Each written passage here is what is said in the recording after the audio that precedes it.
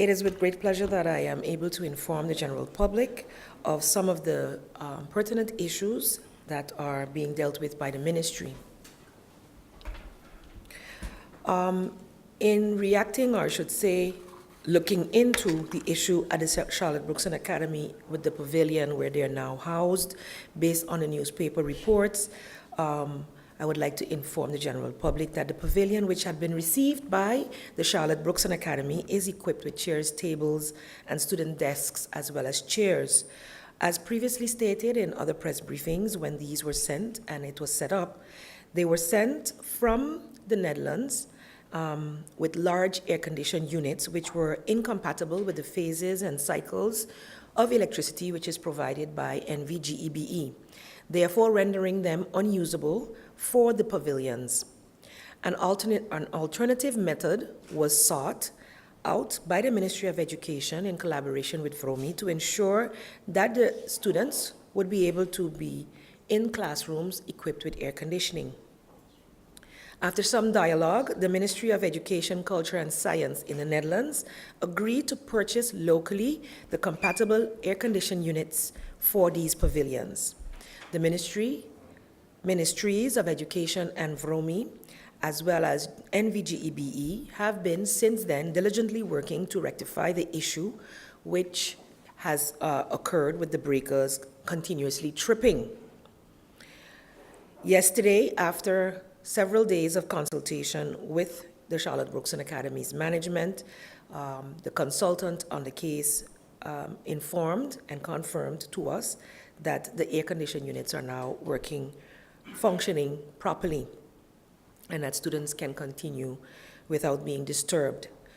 We have gone over and beyond as a ministry to ensure that there is accommodations for Charlotte Brookson, which did not have its own accommodations prior to Hurricane Irma. They were temporarily housed in the old government building, which also sustained way too much damage for them to continue to be there. So this posed a serious challenge for the ministry. We were happy to be able to collaborate with the Ministry of Education, Culture and Science in the Netherlands to be able to provide them, as well as 2 other schools, with the pavilions, which can house 6 classrooms. Of course, while it is not an ideal situation, it is an emergency fix, and we will continue to collaborate with CBA as well as the other schools to make sure that they are able to conduct and help where necessary. We would like to clarify, however, that, and to especially with the management of these institutions, that open dialogue is key for us to be able to deal with these challenges. We had not received in the past week, prior to school starting, any verbal or written communications concerning the setbacks that they were facing until we saw it in the papers recently. To our knowledge, the situation had already been resolved. As we move forward, we would expect that all 3 schools would continue to have open dialogue with the ministry so that we can assist when we are made aware of these issues that apply to not only these pavilions, but all educational, sporting, and youth facilities that fall within our purview. We continue to be dedicated to enhance education, knowing that we are in a recovery period and knowing that there are much, conditions that are not exactly that we would like them to have. Of course, the situation with the smoke also posed another problem, but that is for everybody living in that area and working in that area, and so therefore we hope to be able to deal with these situations, which are not new to the island, in a structural manner as soon as possible. From the Cultural Department, I would like to remind the general public that the National Day of Prayer is coming up this Sunday. The government of St. Martin, in collaboration with the Christian Council, the St. Martin United Ministerial Foundation, and the Seventh-day Adventist Church, is hosting the annual National Day of Prayer, which will be held Sunday, January 14th at 4 p.m. right here in front of the new government building. These 2 sessions, actually we had a Thanksgiving session last at the end of the year when the hurricane season ended. Both these prayer days, services, ecumenical services came about as a direct result after Hurricane Louis in 1995. It was a way of us going back to our cultural roots of being a community rooted in Christian faith and giving thanks, first of all, at the end of the year for taking us through the hurricane season, and then at the beginning of the year, having a National Day of Prayer in which we would like to cover the island of St. Martin by His grace.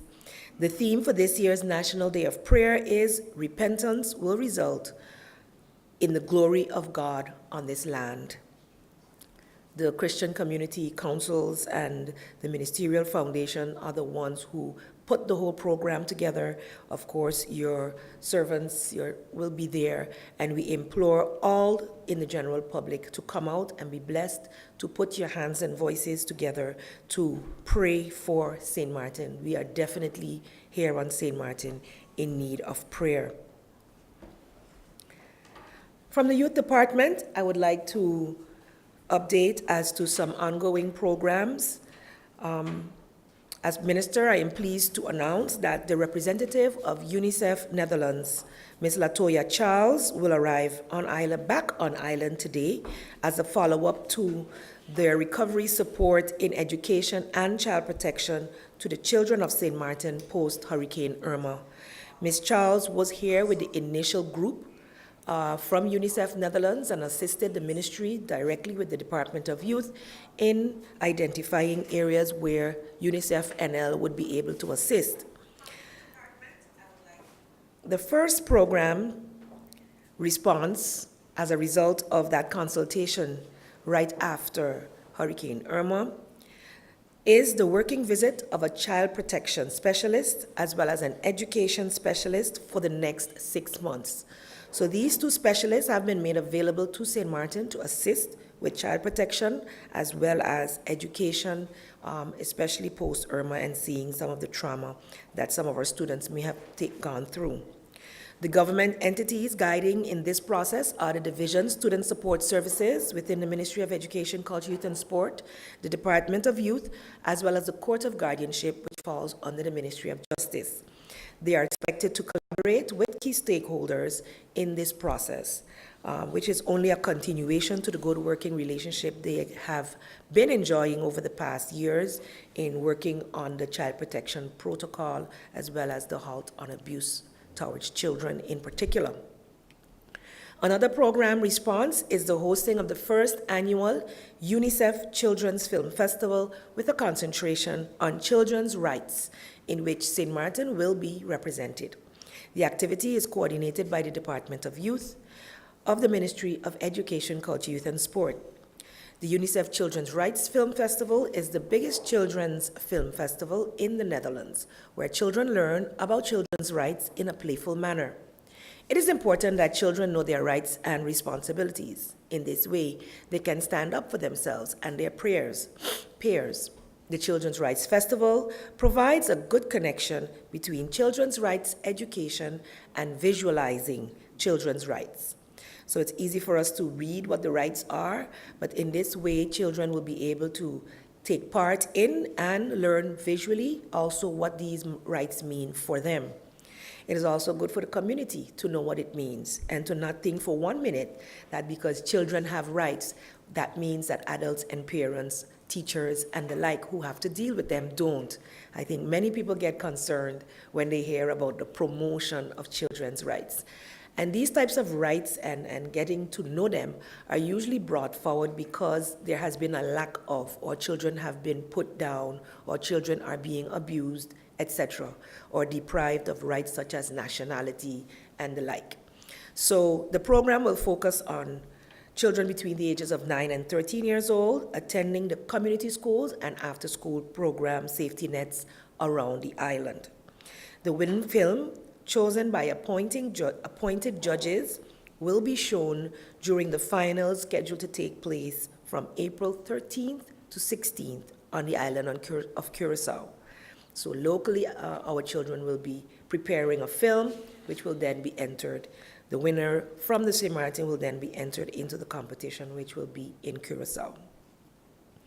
All Dutch Caribbean islands are expected to be represented in this children's film festival.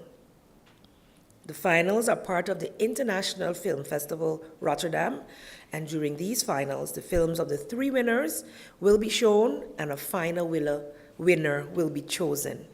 So we are encouraging our community. We know we have many, many talented youth, and as such, while using now our after-school programs, which we are increasing also based on our budget changes for 2017-18, that we know that more children need the safety net of having an after-school program to go to after school. More children will then have the opportunity, of course, to take part in this and many other such programs. And we thank UNICEF for the 2 options or responses they have made so far in assisting us in the recovery process. The Division Study Financing deadline for 2018-2019 study financing application period is rapidly approaching. The 15th is on Monday, upcoming. And so the division has been extremely busy over the past week, especially since the reopening of the year, in getting all applicants to come in. The division is kindly but urgently requesting that all applicants schedule an appointment and submit the documents before or by January 15th, which is Monday. On January 15th, no appointments will be taken and walk-ins will be welcomed. But for the rest of this week, appointments are still being made, so you are asked to contact the Division Study Financing on their temporary phone number, 527-3840. I will repeat, 527-3840, or you can book an appointment via email at info@studyfinancing.sx. info@studyfinancing.sx. Of course, all of the applicants know this already because they have been in contact with the division before, and all of this information is also on the Study Financing website, which you can access via its app. So please, those of you who are in the process, make sure you continue to stay in constant contact with the division in order to have your documents processed. From the Division of Education Innovations, as part of the St. Martin Strong campaign, where we had a wonderful, wonderful auction that garnered much funds for the schools that participated, the ministry, ECYS, will be hosting the art auction certificate ceremony for those students who participated. The participating schools and students will receive a token of participation in this art auction, and this ceremony will be held on Thursday, January 18th at 4 p.m. right here on the Courtyard Terrace at the government building. So it's a great way for them to be rewarded for their efforts in putting together a wonderful piece of art which represents their feelings about the hurricane post-Irma, how they feel about St. Martin, and that was clear in all of the paintings. And so we welcome them, and they of course will receive their individual invitations, but just to let the public know that we are thanking these youngsters and schools for going outside of their regular curriculum or incorporating this art project within their regular curriculum. And with this, I come to the end of, I do believe I had one more announcement, which some were asking about as well. Recently, our budget 2017 amendment was passed by Parliament, I believe 10 or so days ago, and included in that budget was a fund of $8 million to be going towards hospitality training. This has been approved. The project has not been finalized as such as yet, and so the ministries that are going to have to collaborate on this would be Education, VSA on the labor, as well as TIAD economic development, in order to make sure that this reaches as many hospitality workers as possible. And as a matter of fact, that it also deals with not just frontline hospitality workers, but those also, in maintenance and the like. So we look forward to getting that committee together in order to finalize it so that this budget can be put to good use. Thank you. Thank you, Minister Jacobs.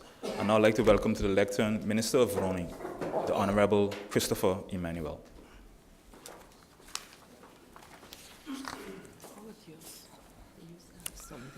Good morning. Good morning, St. Martin. Good morning to everyone here. Hope you're having a good start of the new year. It is said, if you don't read the newspaper, you're misinformed or you're uninformed. And if you do read a newspaper, you're misinformed. So I ask the people of St. Martin to please digest carefully, discern carefully, and seek the truth. Find out what is fact, what is fiction, what is fake news, and what is simply baseless lies. I want to go back to December 22nd, 2017, when it came out in the Daily Herald as an editorial. They reported that many yacht captains are returning to St. Martin even though its maritime industry was hit hard by Hurricane Irma. Is a pleasant surprise. The general expectation had been that this boating season would be a dismal one, also because of costly delays suffered in the recovery effort. It must be said, this positive development is taking place in spite of and no thanks to government's role. It goes on to say, barges brought in from other islands with large enough equipment to remove the biggest wrecks in Simpson Bay Lagoon soon after the natural disaster were refused based on technicalities and formalities.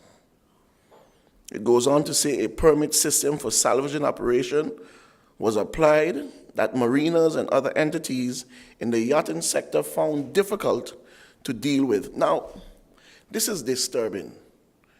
And this is what you get when you only have one newspaper in your country. And I'll tell you why it's disturbing.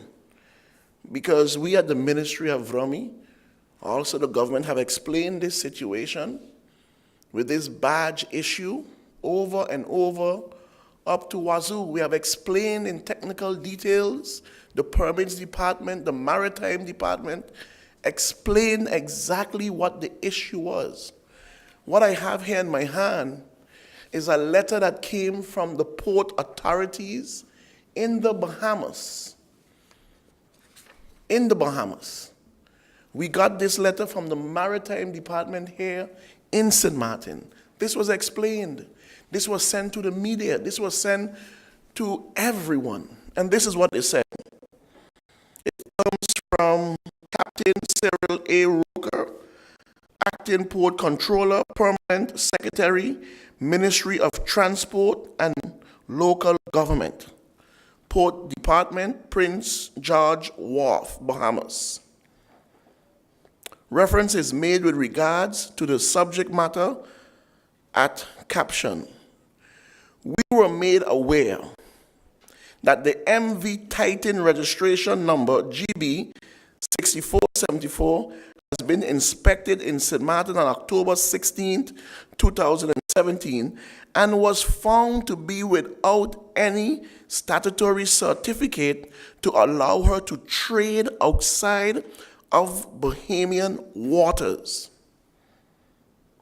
We are in full agreement that the vessel should not be allowed to operate outside of her specified trading area, and we would not be opposed to a detention of said vessel.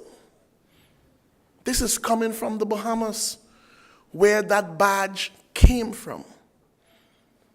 It goes on to say, we have received a proposition from the owners that the vessel be allowed to be towed back to the Bahamas and not to conduct any further international voyages until she is properly certified for such voyages and all deficiencies have been rectified. Now I'll give it to you. So you can print it, you can read it, you can do whatever you want to do with it. So what the Daily Herald and everyone else is asking us to do is to conduct illegal activity. And we have said it over and over and over. You cannot. We're not a lawless country. Yes, there have been no salvaging permits, but the permit department worked on the salvaging permits. That up to date now, over 200 salvaging permits has been given out. And the government of St. Martin is receiving monies in their coffers when there was never a salvaging permit. Yes, for Hurricane Lewis, it didn't exist because in Hurricane Lewis, the law did not exist. It did not exist then. It exists now. So the maritime have to step in. We did not stop no badge from working. The badge was an illegal badge brought here by individuals who should have known better. But what they expected was for them to walk into the country and because of the situation, take advantage of it and just be freely to allow. And they keep using the term that they're here to help. No, you came to pillage. That is what you came to do. You didn't come to help. We are applying the law. The Maritime Authority said this badge cannot operate in our waters. When it was brought to our attention, we agreed with their position. They are the experts in the field. They are the experts in the field. The Bahamas is telling you that the badge is an illegal badge. But everyone is saying, well, we should let them operate still. But then what kind of country is this? What kind of country is this? No, we did the right thing. And I commend those youngsters at the Maritime Department, and I commend those individuals and the permit departments and the head and Tunch and Charlotte Pompey and all them who came together and decided they're going to put up a registration for all these badges to remove the boats. There's over 350 sunken boats. And to date, over 200, more than 200 salvaging permits has been given out to different companies who has registered and followed the procedures in the country.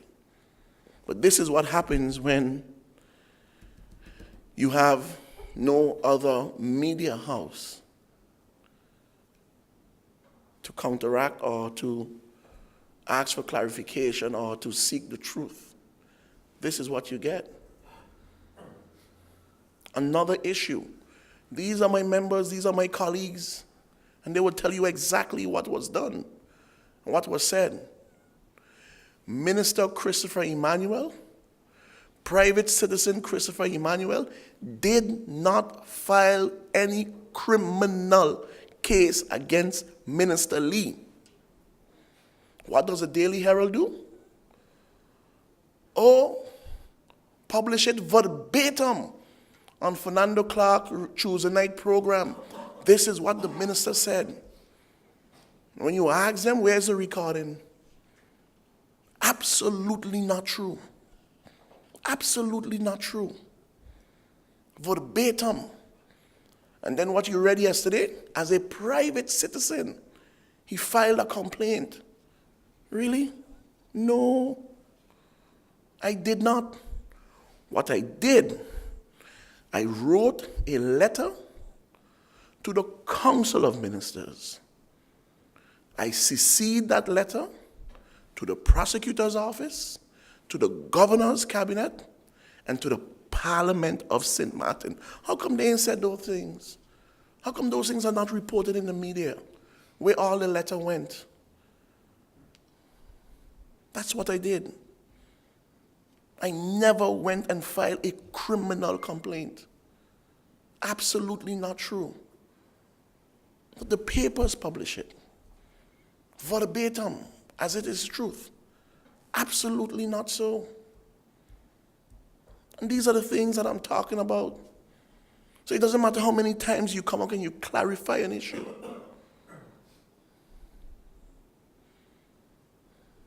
Like I said earlier, when you don't read the papers, you're uninformed. And when you do read the papers, you're misinformed. So please, seek the truth. Get the facts. Because right now, from what I'm reading over and over, it's nothing close to the truth and nothing close to the facts. Thank you very much. Thank you, Minister Emmanuel. I'd now like to welcome to the lectern Prime Minister, the Honorable Raphael.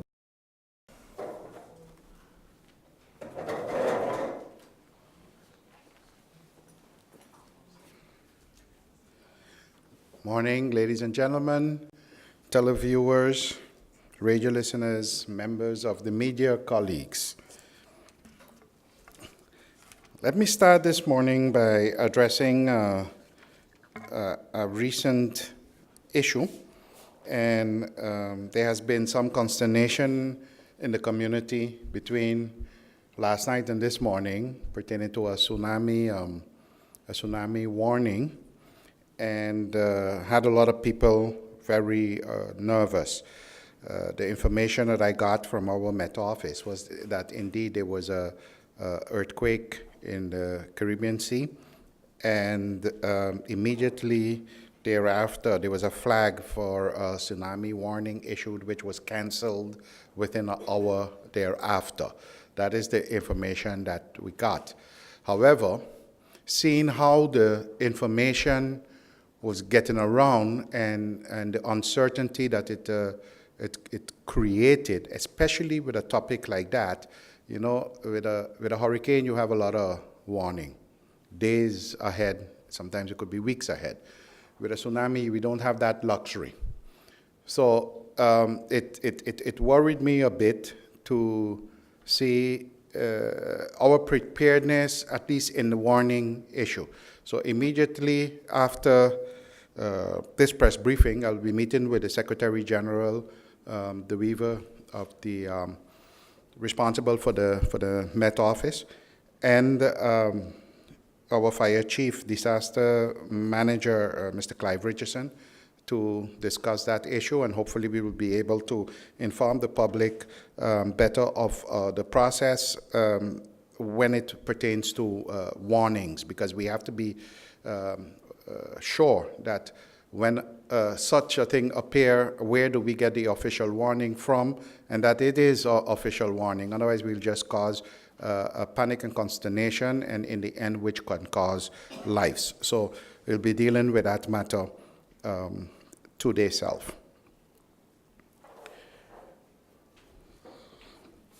I also had meetings with the board and management of the central bank, and yesterday, if I'm not mistaken, yesterday, the 7th member of the board of the central bank was sworn in by His Excellency, the Governor. This is the first time that the central bank of Curaçao and St. Martin has a full board. In the discussions, that primarily was more a meet and greet, but it was discussed, considering the fact that the central bank would have been having strategic meetings and discussions on St. Martin. It was discussed of a protocol that exists between Curaçao and St. Martin, which was negotiated by our colleague, Finance Minister, Minister Gibson. And the protocol entails where the St. Martin would be the location of the central bank on St. Martin, and the facilities provided by the central bank on St. Martin would be upgraded to more reflect a bank on St. Martin. So that would be with staffing of certain functions, the location, etc. I was assured by management and board that that protocol would be part of the discussion, have requested for a plan of approach be worked out pertaining to the execution of that protocol, so we can have an idea how the agreements will be executed. You know, often we make agreements and we sign a paper and then nothing happens after that. I think this is a very important issue that we should pursue, and the bank assured me that they would do that.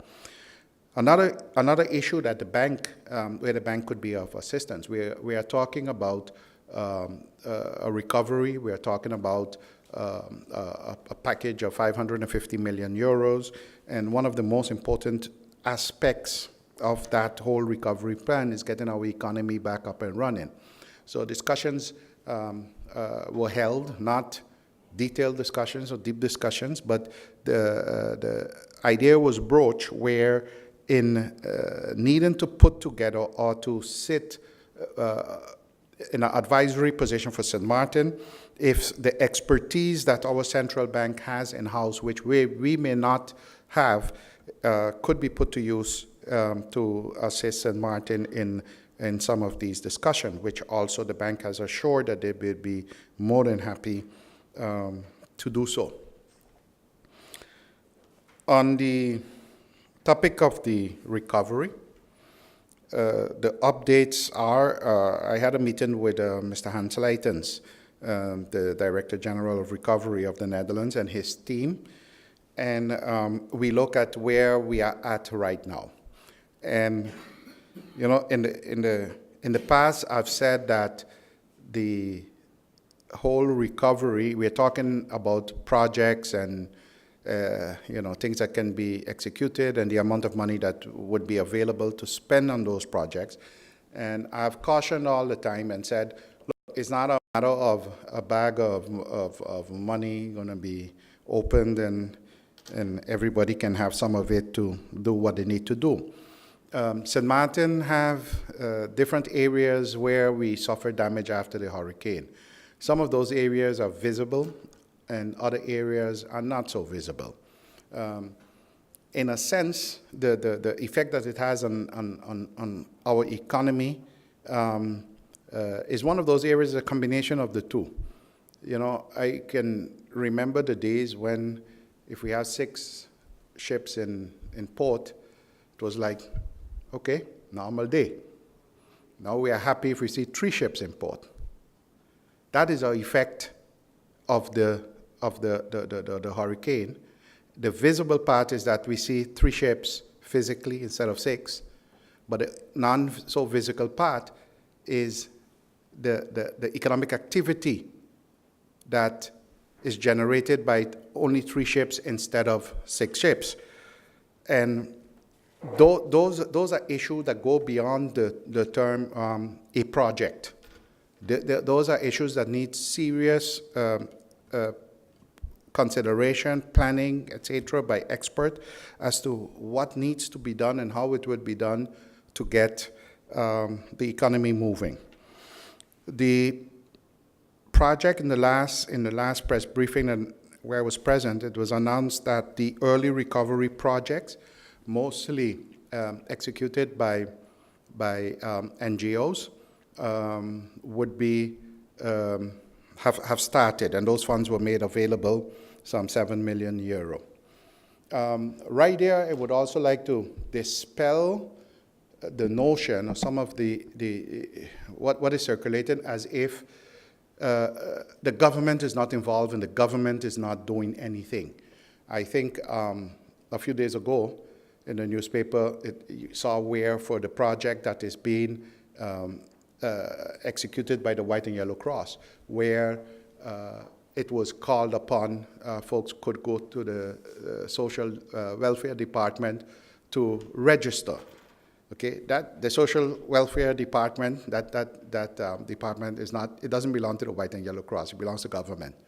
So, you know, the notion that we are not involved and we are not doing anything is not true. And we are very much involved and will be doing even more.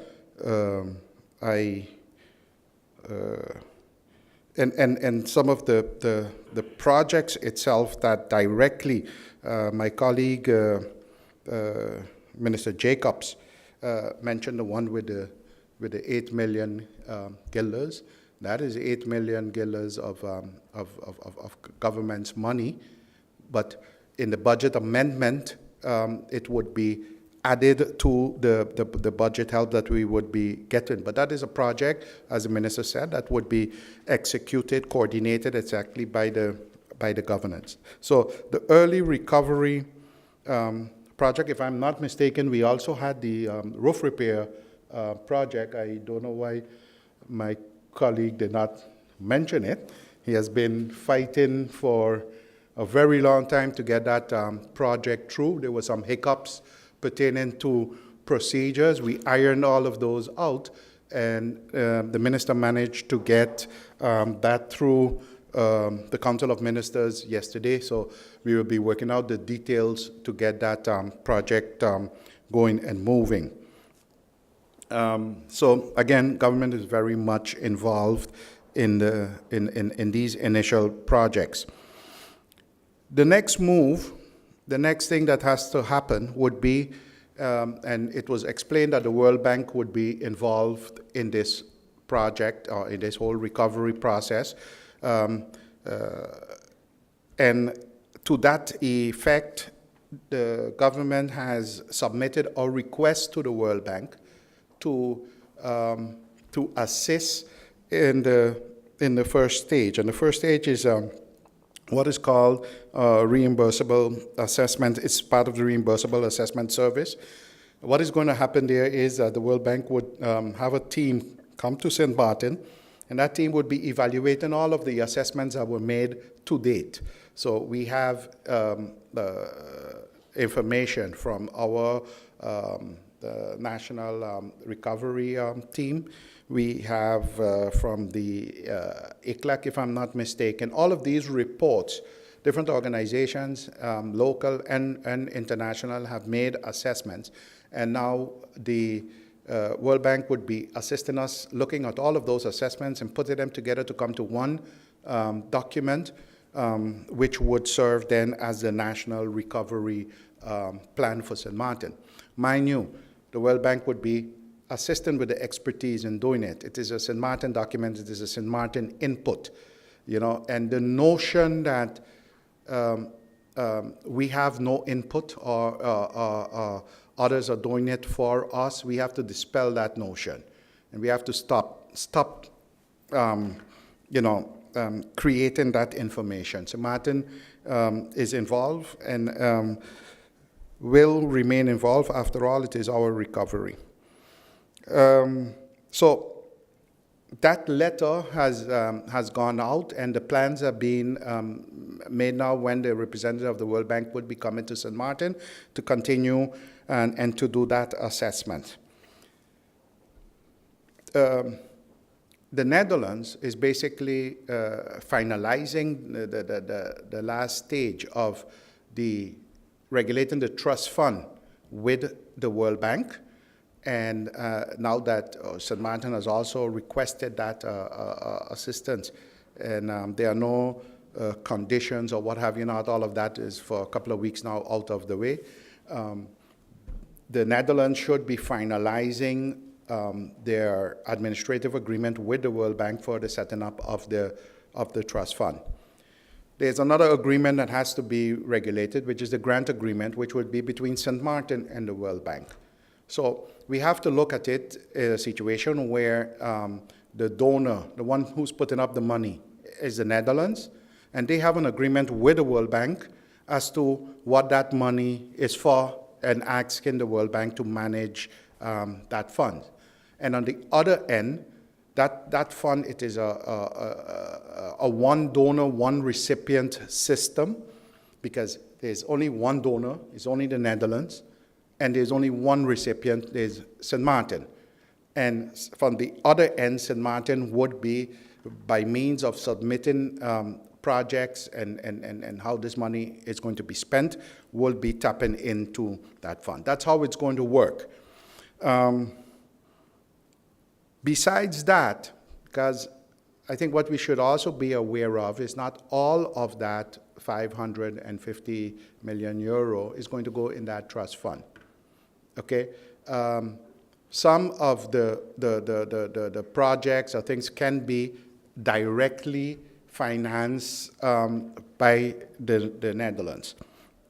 So you also have a direct assistance that can take place on certain projects. Besides that, you also have the joint Franco-Dutch efforts. So it could mean also that other means of funding, for instance, European funding, once these projects are jointly done between the Dutch and the French side, okay, I can think, for instance, on the waste disposal or some other type of project that in cases for many years we have been discussing with the French side about certain projects that we can do jointly. This is maybe an opportunity where we can execute those projects. So what I want to get across that it's bigger. This whole setup, it's a bigger and more complicated effort than sometimes it would be made to appear. However, we are on track. We are doing everything that we have to be doing. Funds are being released. The agreements that need to be negotiated and signed are in process, and we are on schedule in doing so. And we would be keeping the public informed with the progress of what is happening. As far as the elections are concerned, the elections are progressing. The planning for the elections are progressing smoothly.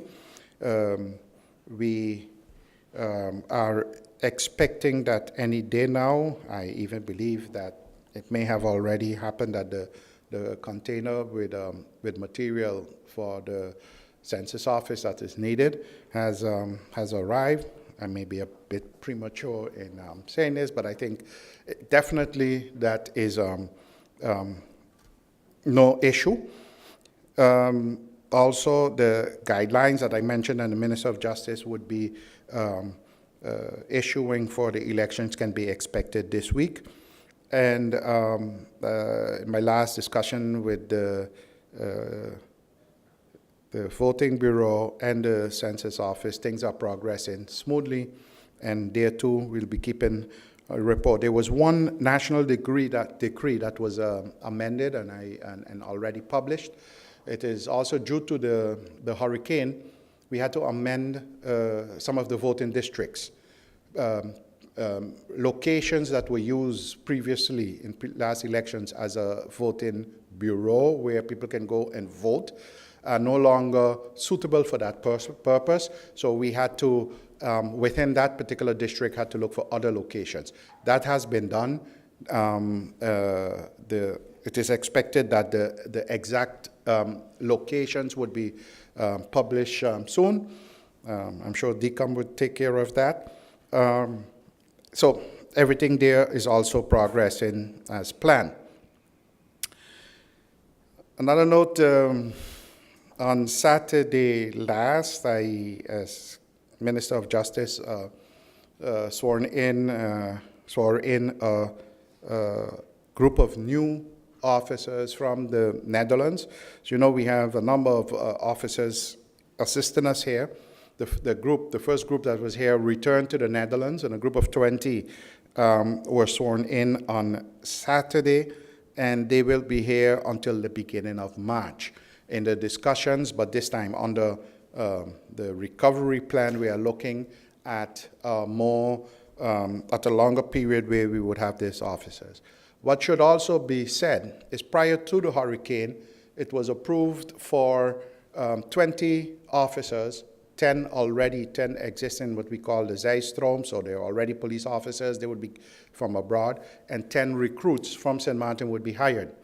The idea here is not that we continue to have the assistance of officers from outside, and then everything is going smooth, which they are right now. And then these officers go back, and then we are back in the same problem that we have, that we do not have enough officers to maintain public order. So part of how do we recruit and train officers during the recovery period, and that especially would be the case when a conference, I think next week or early February would take place in executing the agreement on border control, where a key element of that is that after that period of the 2 years, that St. Martin should be able to be self-sufficient when it comes to have enough people and manpower to be able, and equipment to be able to do the functions that need to be done, so that when the folks who are here assisting us go back, that we can handle the stuff ourselves, which is a very, very important part of the whole process.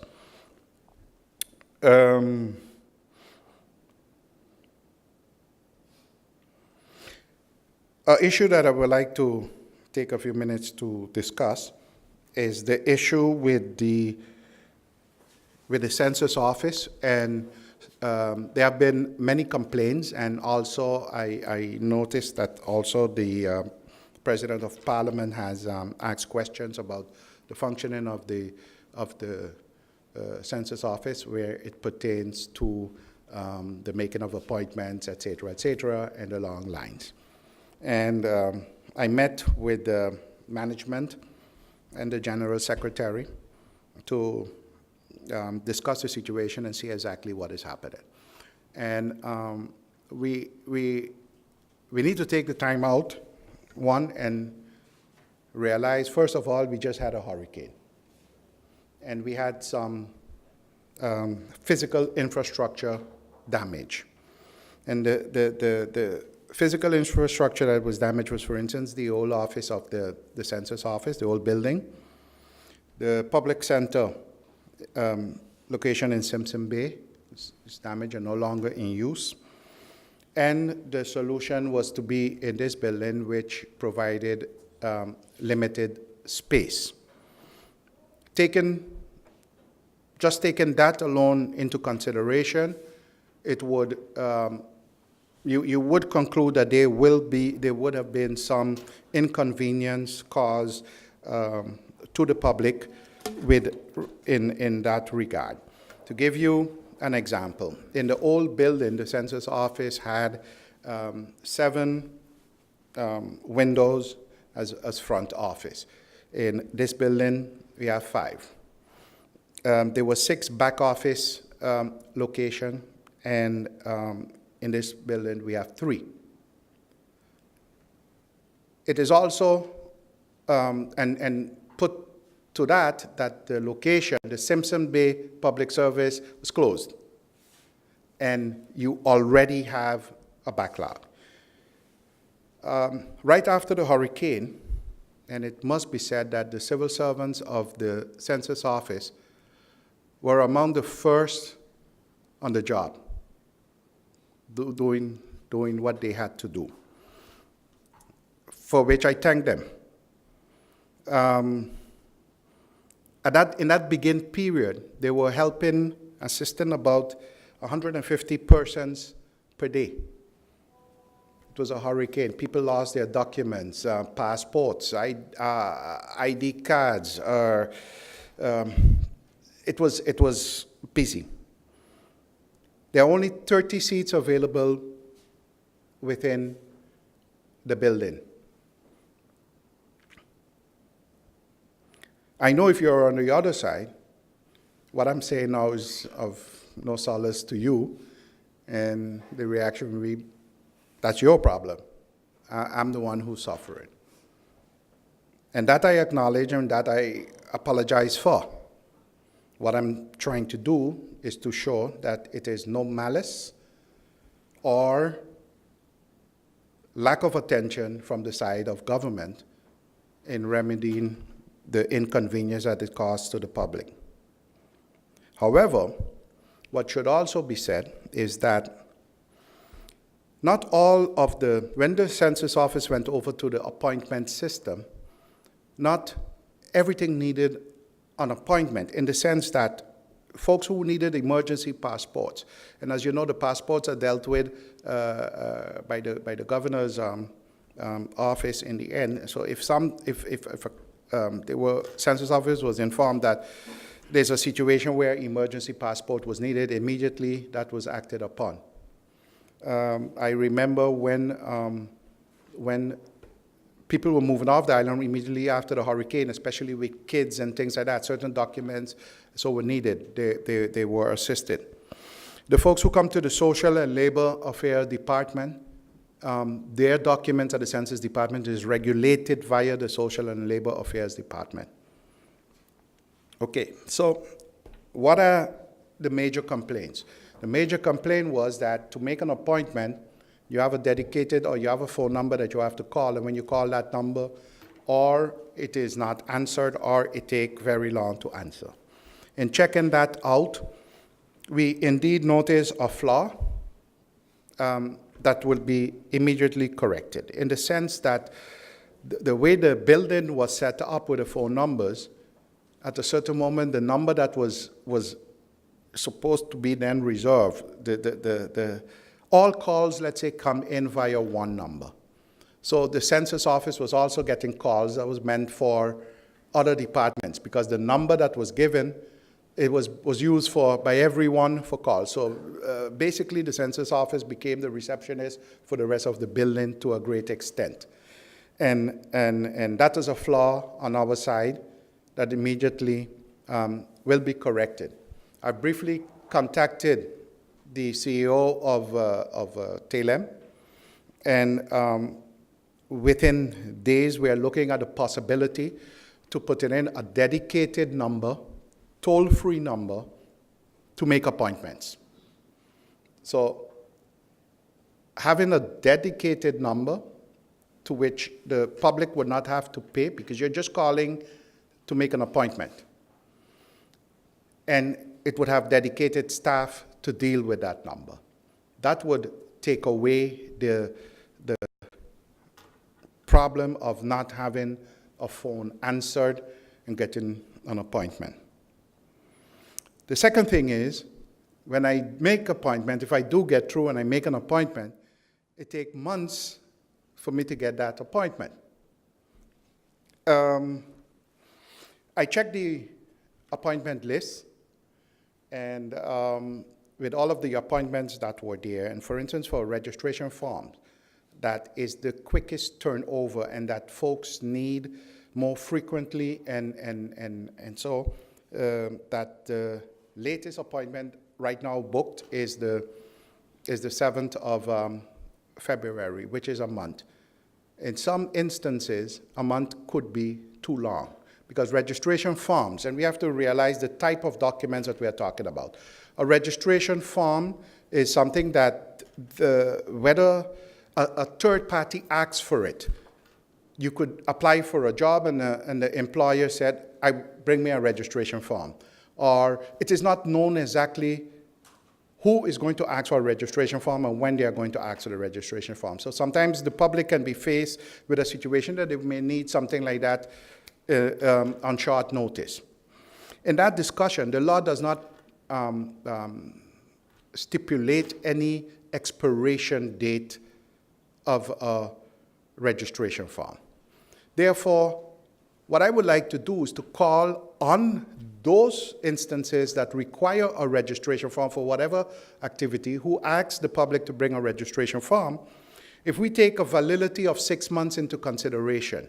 So if the person has a registration form that is still valid within a 6 months period, and that is accepted, then you take a lot of burden for that person to every minute have to go to ask for a registration form, and you take a lot of the thing off. But that would be also published. Passports and ID cards. With the exception of a situation where it is lost. Everyone knows when their passport is going to expire and when their ID card is going to expire. And I know I'm walking on thin ice with saying this, but we too have a responsibility. We should not wait a day or 2 days before our documents expire to request them to be renewed. However, from the side of the Census Office, what we have done was also asked to make known publicly how long the process would take in the present situation, because this is a temporary situation, which as of next week already could be helped, because the planning is that the Public Service Center would reopen. And that would be within a week or two, hopefully, that they will be reopened, and this would take some of that pressure off and facilitate that activity. So that is the reason why that situation has been so, with the dedicated phone line, with the validity of 6 months of the registration form, and I've given permission for 2 temporary workers for during this period to be hired. That should alleviate some of the problems until we are back up and running. And I ask the public to please bear with us. As far as the elections and people having IDs for election, separate measures would be taken for that, and no one would be affected. No one would be prevented from casting their vote because of a lack of ID. Something separate would be set up, and it would be announced to the public what that is in that situation. Until then, I ask the public for their indulgence, for their patience, and I apologize on behalf of the Census Office for any inconveniences that the present situation may cause. And with that, I thank you, and that's the information for now. Thank you, Prime Minister Bosman. We now go over to the question and answer session, and I'd like to begin with Stephen C. of PJD2.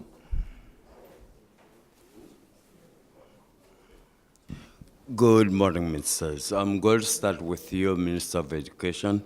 Some 8 million guilders have been approved for the hospital training program. Who will be conducting the programs, and how many persons do you anticipate or will be part of this program? As I mentioned before, it would have to be a collaboration between labor, education, and economic affairs. As you're dealing with a training program that came out of the hurricane situation, where we know so many of the hospitality workers will be either partially or completely out of a job. So we're collaborating. We still have to finalize the details, get all the numbers, etc. What we have done so far, seeing as we had to finalize the budget amendment for 2017, is to ascertain the budget needed for that. So none of the details have been worked out in terms of the program as yet. The ministry's representatives still have to come together to put that in place. There is some other programs and other entities doing other things, so we have to also look to see what is already being done so that we are not duplicating. Thank you. Mr. Lyndon Brown. Prime Minister Bosman, good morning. All the ministers, welcome back. In regards to the tsunami warning, how much collaboration? I believe that the Caribbean Met Office and St. Martin might have some collaboration. The people are very much concerned that our center here, our Met Office, are not aggressive enough. The Trinidad Met Office was on the ball. When the United States Weather Channel did not have the information, it was there out of Trinidad. So do you wish to comment on this matter, the aggression? Yes, I'll comment in a sense by starting to think I don't agree with you that our Met Office is not on the ball or thing. My concern is that with social media today, You get news quicker, but as my colleague, Minister Emmanuel was saying, he specifically mentioned newspaper, but it's also applied to social media.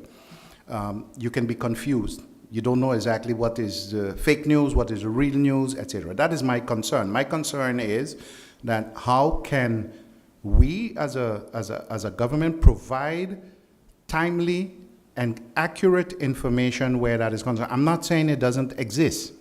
The meeting this morning is with those officials for me to get a picture as to what exactly do we have in place and how, especially in a situation like this, how it would be disseminated. Okay, so that is the situation, and I am sure that there is collaboration with the Caribbean and even international, and I know with the Miami Center, etc., that there is collaboration. The weather is something you cannot, an island like St. Martin just do on their own. The weather is not restricted to, it starts somewhere and it ends somewhere, and it has to be tracked from beginning to end. So whether it's a tsunami or earthquake, it has effect, but some, like I said, you have some time to get a warning, like a hurricane. Others just happen. And as soon as I have more information on that, I will divulge it to the public, but we have to know that the right information can get out immediately and how the public can distinguish which information is the right information. That's my concern right now. We're over to the second round, Mr. Cerulean. Justice Minister, Prime Minister, I think it was back in February of 2017, the prison director was asked to take a leave of absence. Based on the information that is reaching me, he is still in the position of the government vehicle, and so is his pistol, his service revolver. Can you give us an idea, if you may, sir, as to what's taken place with the prison director at this time, who was asked to take a leave of absence by your person? Yes. Back then, I also said that I would not publicly discuss personnel information. I think it is for a position like that, the public at least should know that, yes, you're right. Back then, that was requested. Since then, procedures have been initiated for disciplinary measures, and that is as far as I would say. Now go over to Mr. Brown. Minister Emmanuel, it have surfaced recently by a member of VROMI that a deal have been struck for the dump. Are you in tune with this matter? What will be happening shortly? I wouldn't use the word deal, because I mean, you know, we just approve an integrity chamber, and those sort of words can be troubling when we use those terms. However, it's not recently, and I spoke about this a few months ago, early last year, that an MOU has been signed with the Ministry of VROMI and the company EnviroGreen. And the Council of Ministers approved the concession agreement between EnviroGreen and the government. The lands beside the Elbe has been sent to the governor. The governor sent it back with some questions, legitimate questions at that, which I found was necessary to sort of, in our terms, fatten up the package a little bit more so you can get a more clearer understanding. I was advised by the Prime Minister not to attach my signature until the governor gave his approval, which I did. But further on to that, one that we should be concerned about, because we as government is going to do our part. Just a couple of days ago, the landfill where Erdma garbage is was smoking. Why was it smoking? Someone in the Carnival village shot a flare gun in the sky, and the flare came down and ignited the garbage that was there. And that was just one. So you can imagine the serious concerns we have as a government simply having the element as the way it is. But to come back to the point, the power purchase agreement has been at GEBE for the past 3 months. You need 4 signatures for GEBE to agree with the power purchase agreement and the company. There's only 2 thus far. And I don't hear no one, absolutely no one from the media questioning or asking the management of GEBE or the supervisory board members of GEBE what is happening, what is going on, what is your concerns, what do you think about it, why are you not signing the power purchase agreement, who are the individuals on the board? Not one question to that.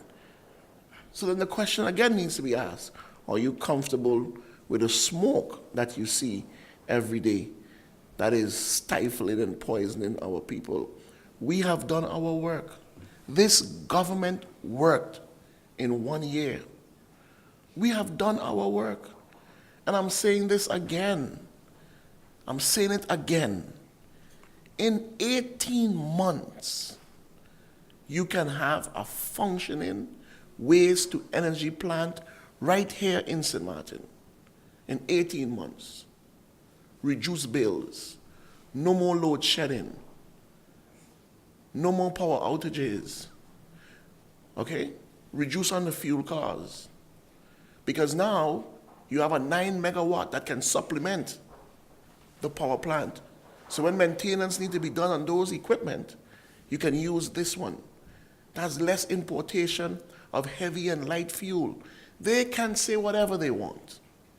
And they can play all the politics they want to play about it. But this is good for the people of St. Martin. It's good, and no 2 cent and 3 cent hasn't gone nowhere. To use your word, no deal hasn't been made nowhere. But work was put in for the betterment of this country and for the people of St. Martin. You know, Louis Laveille would say this, he could take that to the bank. That's the truth. So no deal wasn't done nowhere. Work was done. Hard work was done. Negotiating was done. Because St. Martin deserved it. And it deserved better. 47 years, it is sitting there. Everybody has tried and they couldn't reach nowhere with it because they play politics with it. Not this government. And they can tell you, amongst ourselves, how we fought and discussed, argue, up, down, bring this, put that out, make sure this is done.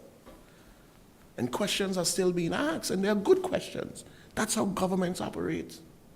But they can play with it as much as they want. But we did not.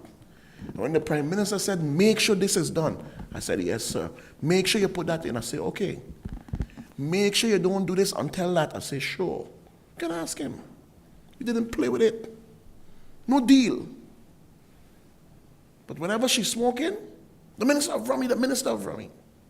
But I ask you a question, why? You could come here and sit and ask the questions, but march down there and ask them why they ain't signing. $9 million of equipment is sitting on the ports in Vancouver that can be here, and that can bale, shred, sort, and pile up and stack, ready, waiting until the plant is built. 10,000 square meters of land is allocated behind the Rummy yard for it. Everything is in place. Everything is in place. What do? We play games with it. Play with the lives of St. Martin people. And then we come and we ask those questions. Oh, you have any knowledge about it? Sure, we have knowledge about it. That we have worked to get it done. That's what we have done.